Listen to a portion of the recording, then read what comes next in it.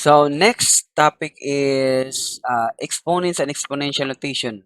So I think this is a no-brainer. Of course, when you talk about exponents and exponential notation, um, actually, it's synonymous with power. Um, but when you talk about exponents, you can express as exponential notation. That's why they are synonymous. For example, you have, of course, we should know what is 3 squared. So that is 3 times 3. So 3 times 3, that would be a 9. So 9, if that is my question, 3 squared, then you should know. 9 is 7 is G, 8 is EG, and then 9 is DF. So that would be a DF. Okay? Um, last video, of course, diri kita pwede mag-answer in fraction. For example, ang last nga video nga akong ninyakan, if your answer is, how much was that? Yun lang. If the fraction was, let's say, a 2 all over 3, that is a 0.6667. You can chunk it down with 0.7. So the answer would be 6 and 7. Okay?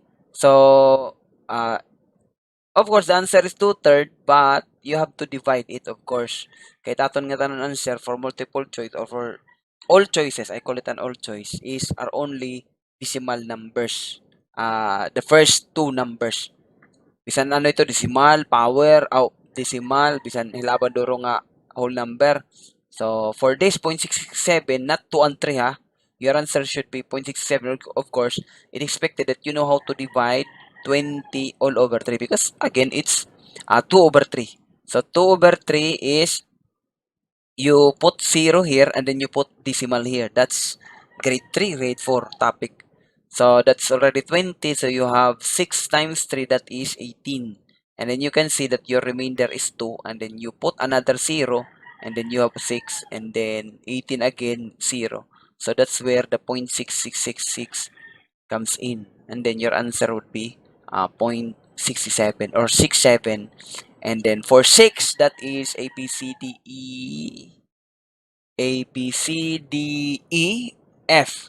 So 6 is F, while 7 for this rounded off is G. So your answer must be FG. If if your final answer for the simplest form is 2/3. Okay? So so of course we go back. So this is powers, exponents. So if you have let's say anyway, that's a no-brainer. You can just use your multiplication. That's a simple multiplication. Of course, I will not be giving so big number, a number that's not that is big enough, because I have to estimate that you can finish the 30 items within 2 hours. Of course, for it to be fair with your calculus exam.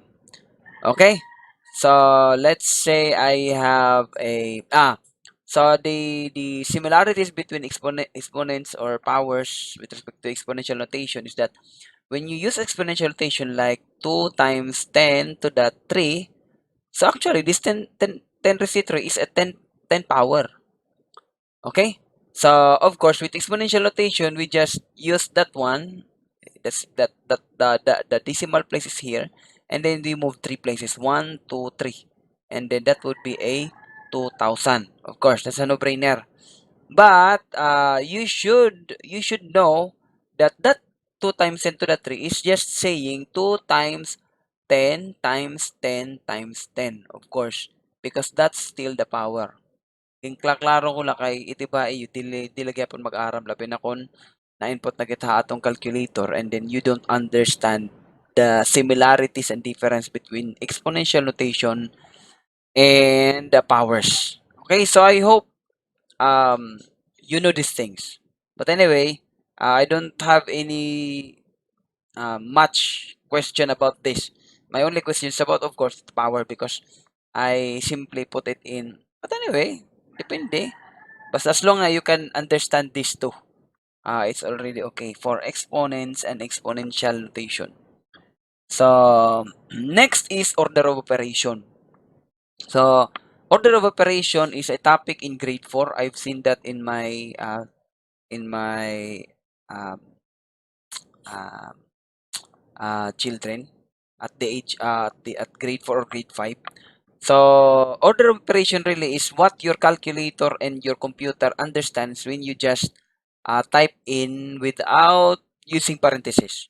So I find this important because this is the basis why you cannot put a proper parenthesis on your scientific calculators. Because again, as I told you, even though it's a Taiwanese, as long as there are, of course, there are calculators that is really dare na talaga maupay. Pero most of the scientific calculators nga Taiwanese, they can do, of course, with the parentheses. And that's one thing that I've seen for many years that I've been teaching is the students really don't know or they really don't understand the order of operation. That's why they cannot put a proper parenthesis. And then that's why if they are using calculators, they cannot evaluate it properly.